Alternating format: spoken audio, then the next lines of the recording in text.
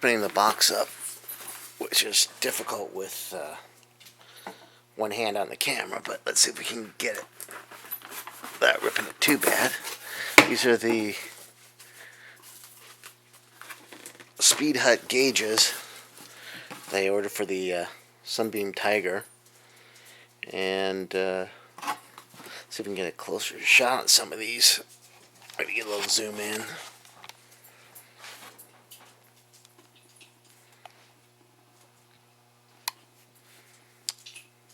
Little tiger logo. That's the oil gauge.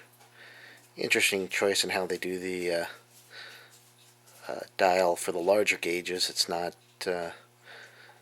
swept like the water gauge, for example. Tack, 8 grand tack, no red line, because who knows what it really is. Set it in the rev limiter. They did a nice job on the logo. The speedometer is a GPS speedometer, but I had them take out the GPS indication because there's no real reason to tell anybody they have a GPS speedometer, because this is mile per hour. Who cares how it gets there? Volt gauge is standard style, not a full sweep. Same for the fuel gauge. Water temperature is oddly 260. Probably would have been better to have a 240 gauge. And oil temp up to 300. These have the chrome aluminum looking. I don't know if they're aluminum. I think they might be, but they're, in any case, they're chrome bezels. They look really nice, kind of vintagey. And again, there's I don't know if we can glare out some detail on the Tiger logo for the Sunbeam Tiger, orange. If you're on a black and white monitor. Anyways, that's how they come shipped. The larger oil pressure gauge is for the clock hole in the dashboard, and I replaced the regular oil gauge with a oil temp gauge. Holes need to be filled, as they say. Let me start taking it apart and show you what the gauges are. Well, we're trying this now. Hey, Dougie. Doug came in here, wants to get in on the unveiling of new gauges. In any case, these are the gauges again. Hopefully it's in focus. It's hard to see looking at the camera holding things up backwards. But this is a GPS speedometer with the words GPS removed, because just really isn't necessary to have that kind of technology looking stuff. Miles per hour. It's enough that it's got a digital display, which I'm not, it's not something that I like to see. I like the old school rollers for the odometer, but it makes sense for this gauge. And again, here's the oil pressure gauge, and then the RPM gauge. And the bezels are really nice. They're a little thicker. I don't know if you can see, if you can kind of tell the thickness. They're a little thicker than what was on the car before, but still looks nice. They're really, really nicely presented. Oil temp gauge. I like the sweep on this one better than the oil pressure gauge, which, although probably that's going to be where it's pointing up, so it might be fine. Water temp gauge, and fuel gauge, which is the old style, not a full sweep, and again, same for the volts. One of the nice things you'll notice is, I don't know if you saw it when we held it sideways, was this adapter. I go, what the heck's that crazy spacer for? And you'll see in a minute. After I looked at it, I go, ingenious. The guys at Speedhut did some good thinking, ingenious thinking. This is the part that's really weird. If you look at the profile, there's not much to the thickness of the gauges. They're all electronic. All the harnesses are kind of tied together for shipping, but real simple. The mounting is by, if I can get a better view, I don't know how to view it. Basically like we'll take them out. Basically like just a giant threaded fitting that screws to the back and holds it in, which I kind of like. Some of the old VDO gauges I've seen and used, they're not old, maybe they're newer series, uses them, but I have one in another car that I like that type of fastening to the dash instead of the old metal clamps. Hey, look at that, someone's calling. Okay, where were we after the phone call? I think we're looking at the way the gauges are fastened in. It's basically like a and we'll take them all out as we unclip the wires. But the other thing you notice is they're just really thin. You know, they don't have a lot of wasted airspace, and you know, you might first think, oh, that's kind of cheap looking, but I think that's just the way that you don't need all that space behind the gauge if there's nothing there. I think these are all stepper motor style, which means that there's a computer chip that controls the positioning accurately, as opposed to just an analog gauge. And there's some other features that some of the gauges has, and we'll go into that as we peel them out of the cardboard. So let me undo them all out of the cardboard, and you won't have to painfully watch that. All right, we're back. We took all the gauges out of the shipping container, and here's the mile per hour gauge, and has some magic stuff. I think it does quarter mile. Since it's GPS, you can do quarter mile performance, all kinds of crap that I'll never do other than look at the speedometer. It's nice to have that as GPS. This is a hugely nice thing because if you're running a transmission, and I have a couple of G-Force T101s that don't have speedometer pickups, and there's a slight chance that could go in the car. This worked without having to deal with that stupid speedometer cable and routing, all that stuff. So the GPS gauges are about, I think it was about $125 more, something like that. A couple of manufacturers make them. Video has them, but they don't have them in the same size that I wanted when I initially looked for gauges, and I stumbled across the Speedhut gauges and didn't know that a few of the Tiger guys were already running them. That's what's going in, by the way. It's going into my 66 Sunbeam Tiger. But again, there's the thickness of the gauge, and it's nice because it's compact behind the dash. That's the GPS input harness for the lights, and I guess I'll have to read the instructions actually to figure out what the wiring is. I haven't cracked that yet. But you see the bezel's really nice, and it's a little thick. But again, same tack, real simple harness. Wires brought out. There's some extra plugs on the tack. There's a setting, one for a switch. I'm not sure which is which. One for a switch and one for a shift light, which is nice because I didn't know that this tack came with it. They make a tack with a built-in shift light in this corner, but it looked a little too high-tech for me. And you know that I'm kind of old school looking with some high-tech mixed in, but LEDs in the tack were just a little too much for me. All right, let's look at the other gauges.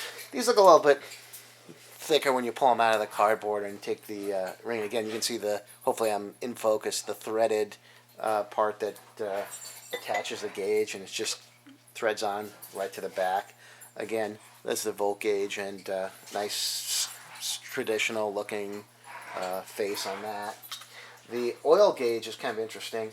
I didn't think this would fit directly into the dash, but it's a close enough fit for the clock hole in the Tiger.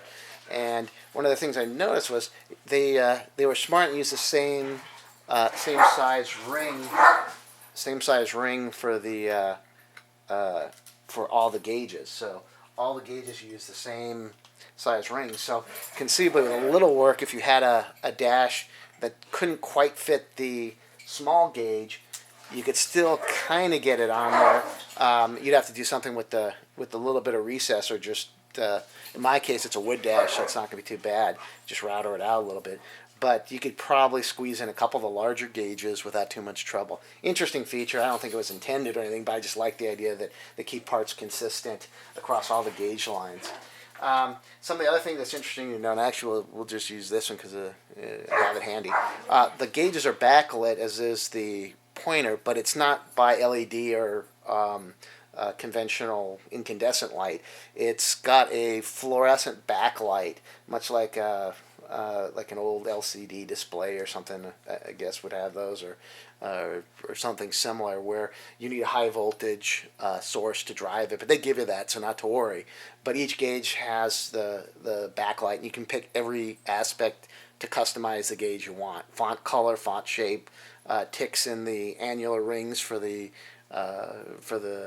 whatever you want to call your gauge markings, placement, logos, pointer styles. All that stuff is on their website, and it's really nice because you can go to the website and configure up a set of gauges, see how much they cost, add custom logos like we did for the Tiger. Basically, for this one, if we can get it so it doesn't reflect. But in any case, so the logo was a small upcharge. I think it was $10 to have the logo, and I supplied the logo, cleaned up the artwork a little bit from an old Sunbeam Tiger logo I found online, and everything's a little bit of an upcharge. The to remove the GPS was an additional $10 charge, which shouldn't really have been, just because it's the exact same face as a non-GPS.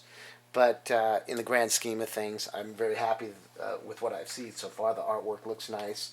All the connectors look nice too. They aren't super cheap or just strung out with wires. Let's crack in. Give you some nice Speedhut gauges. Speedhut.com. I guess I should throw the plug out there. The other stuff that came with it are individual wiring harnesses for each of the gauges. We'll crack open the tachometer, and they sell other kits and replacement parts, all kinds of stuff. Again, they give you, if I wouldn't drop things on the floor, a bunch of the harnesses. There's the setter button. It's basically a push button switch that plugs into one of the jacks. One of the jacks, as I said on the tack, is for setting it. And there's some magic that you plug this into the back, hold it on when you turn the ignition on, and we'll go into program mode. And you can set the red line and probably a few other things magically, like the number of cylinders and stuff like that. And it's all in the detailed instructions. And look, a little shrink, give it a little shrink wrap for things like quit dropping things. So that's the type of stuff for the tack. But more importantly, stuff that I was interested in was stuff for the sensors.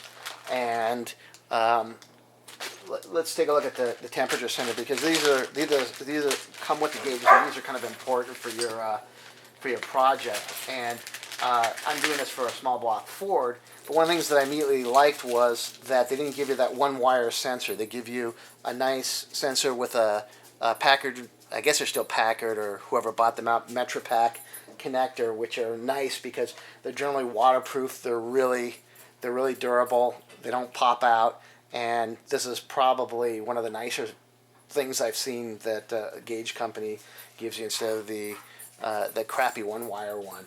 The other thing, it gives you at least an adapter for a 3/8 fitting. Might need a larger one on some of the intake manifolds I have. I'm not sure yet. But again, at least a good quality part for the temperature sender. And I think that's the same sender that may be used for the oil temp gauge as well. So it's nice to have parts there somewhere. And they give you a nice long harness with the right connectors on it. Valve stuff will probably have to be cut up for my use, but not a big deal. At least I got the connectors, and they give you that stuff ready to go. Fuel level sensor, same kind of thing. There's another magic push button in it for setting. There's no 0 240, 30 to 42, whatever the crazy ranges you have. You basically fill the tank up or let it empty one way or the other, and it will match your tank sender by pushing the button to set empty and full levels. I like that because I'm sick of buying different senders and the wrong sender and having to ship back gauges or buy another set of gauges. Again, a lot of technology in these that you wouldn't expect, and some of the other gauge guys may be catching up, but still, if you want to go buy a Smith's or some of the VDO gauges, they're all specific for the gas tank sender. This gas tank sender works with whatever sender you have. The end. And that's a nice thing. This is what I was talking about before, the backlight. Let's get it out. And the nice thing is they give you a fuse, they give you some butt connectors. That's the joke of the day, no butts. But all the wiring stuff that you kind of need to get it going, I already have all that stuff in the dash. But it's a little black box that this actually is the deluxe one because it has the brightness control, which I'm not sure that I'll really use. I might just tie it back and turn it on full. I don't expect driving the car at night too much, but maybe put a little bracket in the back to inject it. But again, it's just got a little potentiometer for setting the brightness. This is the part. It's basically just epoxy filled inverter to drive the fluorescent lights in the back of the gauges, and I think it's maybe a couple hundred volts, something along that, whatever the backlights need. But it comes with a nice set of connectors. So instead of having to run a bunch of different inverters for each gauge. This is like basically if I get this rubber band off of here, basically an octopus. So once you start doing your gauges, there's a whole string of. Here, let's do this the easy way because this rubber band's bugging me. All right, there we go. I'm not cutting any wires off while we're doing it. So it gives you like a whole chain of these, so you can string your gauge lights up without having to do a crazy harness. And these again go back just to your dashboard power lights for power. Again, nice that it comes with that, no extra charge if you buy. I think if you buy over a certain amount of gauges, they come with that again. There's the oil PSI sender, the oil pressure sender, and you'll see again, same Metra Pack gauge, some spare fittings, a really nice quality. Let's take it out because what the heck? A nice quality brass. Looks like I know there's some writing on it if I could see that far. But again, same kind of Metra Pack connector that is good for keeping water, dust, and dirt out. I like those things. I like having good quality connectors. Again, the magic button. The oil pressure gauge has a nice feature. I don't know if it'll be in focus, if you can see, but right in the corner, there's a bright LED that you can set, much like the tach and some of the other, and the fuel gauge. There's a jack for the switch, and as you fire the thing up, you hold the switch in, and I believe you can set the minimum pressure that will trigger the light. And also, there's an output for an external warning light. I'm not sure if you can drive regular LEDs or you have to use specifically their lights, but at least they have it. And on my Tiger, I have a couple lights on the dash that this could be hopefully wired up to, and have the big bright red light that will keep me from spinning out a set of rods and bearings and all that jazz. What else? And that's kind of about it. I'm gonna bolt. I'll bolt these onto the dash just for chagrins to see what it looks like, and then I can continue wiring it along. So stand by. Let me see how long that'll take, so you don't have to painfully watch me fumbling around with that. All right, here's the mocked up dash with everything put in it. The breaker panel with the master disconnect, battery disconnect switch, the connector under the black rubber boots, and Anderson power pole. Smaller one than I normally use because there wasn't much room on this panel, but that'll allow for jump starting the car when the battery's dead at the racetrack, or charging the battery without having to find the battery wherever it ends up getting buried. As we move off of that, we'll see the gauge set, and a little glare. I don't know how much we can get rid of it, but the two red lights are LED side markers that will go for setting the low oil pressure warning.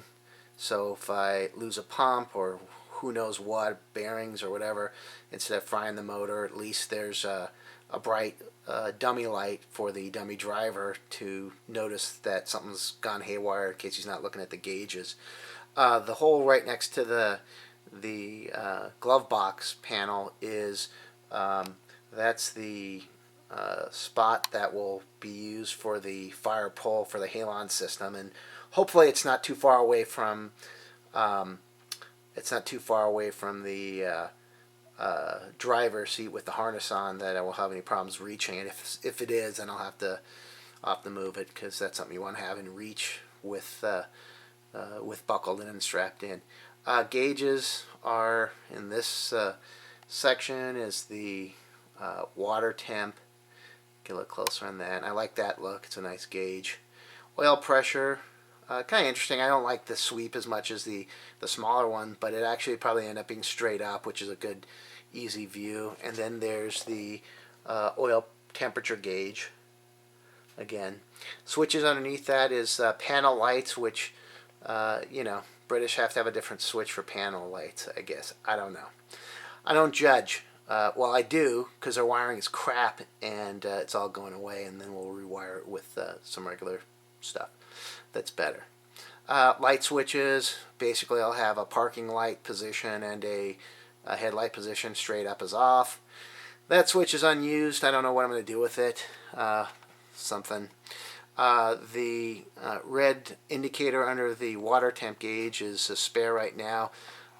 It might get used for another warning light, but there's enough Christmas tree lights on the dash as it is, so it might just sit there not used. The push button, I don't know if we can get a side view on. It's a safety guard, and it's a lighted GE industrial push button. That's the start button. When the ignition's on, the bulb lights up. You know, fancy stuff like that. There's the Tiger Tack. Oh, that's a Speedo, I'm sorry. That's a Speedo. If I can get rid of the glare, which I don't think I'll be able to, there's the logo. And above that are two turn indicator lights. Let me drop this tripod thing, see if it doesn't fall over. Two indicator lights. The Tiger only has one that indicates blink, but since I have to rewire all that stuff, I can do a left and a right. Really make it deluxe. Not that it needs it or anything, or I care, but extra holes, got to fill them up. There's the indicator to the middle of the that's in the middle of the two gauges. That's the bright indicator for high beams. That'll get used. That's an easy one. And then volt on the left, tack in the middle, and fuel right over the steering column. The volts are the least thing that I'll be worried about, and seem like a good spot to put it. I don't know if the fuel gauge will stay there. I might swap out with one of the other gauges, but so far it seems that the center of the console is a better place for everything. I don't know if you can see it catching. I'll pull in and hopefully hold it kind of steady. The switch to the left is master ignition, and it's a key, and the only reason why I have it is because there's an extra hole there, and so I've picked up a GE industrial switch. The orange push button's a non-lighted one. That's for the washer bottle. That will get a little electric pump. Hopefully keep the same Tiger bottle because it's small and it looks nice.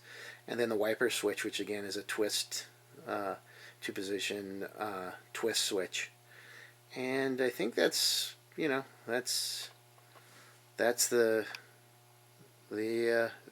panel in a nutshell. All the wiring has to still be done, and I'm not sure what I'm going to do with how I'm going to pull out the main harness connection out of the dash. I might use some large Canon connectors that I have I've used in other cars, and they're really nice. But I'll have to at least wire up the back of the dash and see how that all goes first before I figure out how I'm going to pull the main harness out of this.